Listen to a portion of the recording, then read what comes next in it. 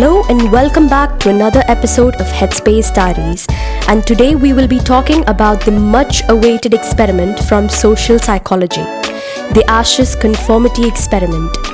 This was actually a series of experiments designed by Solomon Asch to investigate how pressure from a majority group would influence an individual to conform.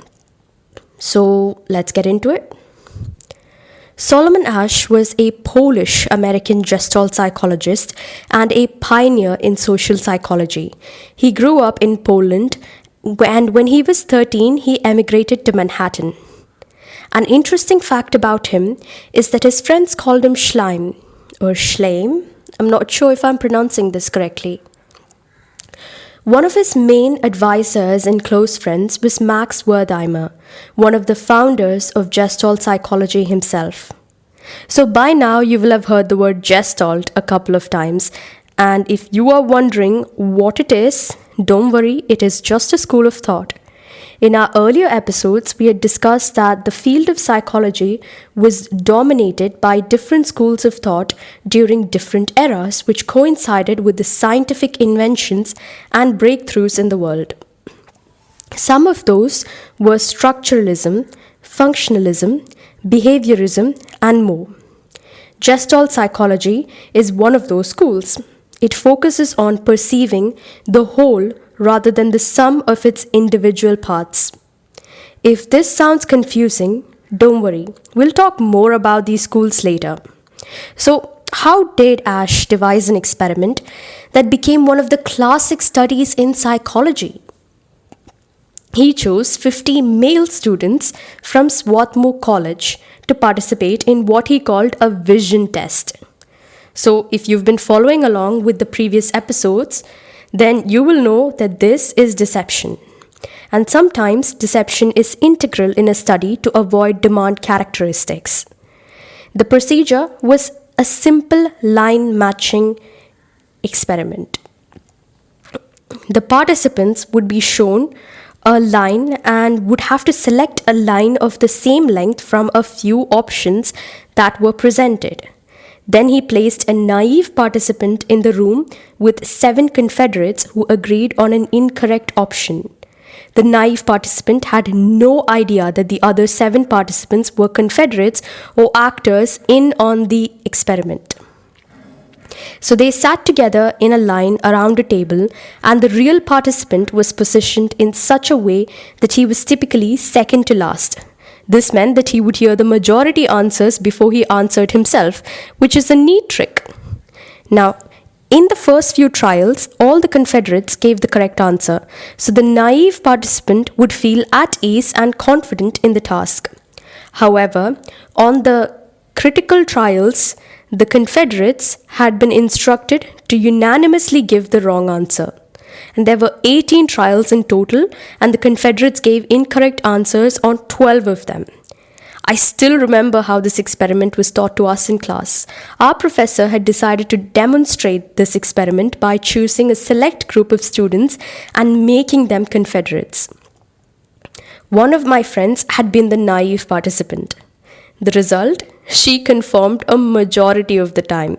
I remember the rest of the class being bewildered at the group of Confederates who gave the incorrect answers, and it was truly a special memory. Anyway, back to the original experiment.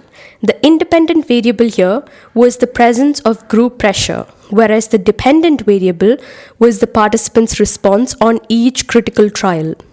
On average, about 1/3 or 32% of the participants who were placed in this situation went along and conformed with the clearly incorrect majority, whereas 75% conformed at least once and 25% of participants never conformed. So only about 5% of the participants conformed on all the 12 critical trials, being highly susceptible to group pressure. So after the trial, he also interviewed the participants to know their thought processes. Those who conformed to the group said that they had the desire to fit in, which meant that they were giving incorrect answers despite knowing that they were wrong, or they began doubting themselves on their answers and conformed to the groups. Those who never conformed, however, said that they were confident in themselves and their answers, and they trusted their own perceptions. So, what did these data say? Mr. Solomon Asch found that group pressure would distort an individual's judgment due to normative social influence. And while this pressure is powerful, it is not irresistible, and not all people conform blindly. But a unanimous social context pushes an individual to sometimes conform. So by now you know the drill. Let's examine whether this experiment was truly an ethical one. Firstly, they used deception on the participants. Secondly, there was no generalizability to real-world situations. And thirdly, this design was cross-sectional. So these sound like really, really big words to understand. And to be honest, I too was confused when I heard it for the first time. But no worries, let's break it down. Generalizability is, to explain it in the simplest terms, is the applicability to real-world situations. Basically, it measures how much we can apply to our real life. And a cross-sectional design, as every struggling student who has ever read a research methodology textbook knows, is an experiment design that studies a population at a specific point in time. So the opposite of this would be a longitudinal design, which is an experiment design that studies a population across time or over several years. So now that it's cleared up, let's hear about the factors that influence conformity. Asch found that conformity tends to increase when people are present. So the more the people, the more the conformity. And the task becomes difficult. So that's another factor. And when other members of the group are of a higher social status. Conformity tends to decrease, however, when people are able to respond privately.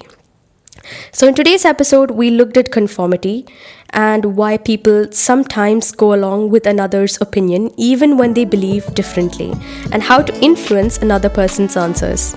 So in the next episode, we will be looking at a certain individual who helped shape psychology and is the real-life inspiration behind a famous Dustin Hoffman and Tom Cruise movie.